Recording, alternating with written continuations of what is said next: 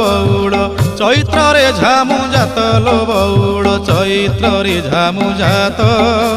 তের ভকতিয়া দণ্ড গড়ুথিবে তের ভকতিয়া দণ্ড গড়ুথিবে করিথিবে কাষ্ঠাব্রত চাল চাল সখী ଯିବା দেখি কাকটপুরকু ଯିବା দেখি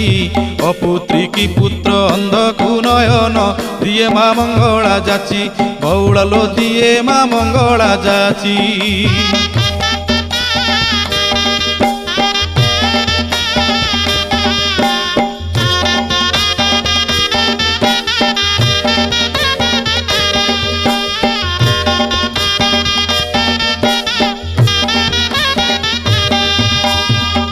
দোল পরে 21 দিন পীঠরে লাগিব নাট সংগাত লো পীঠরে লাগিব নাট গুপত কোঠিরে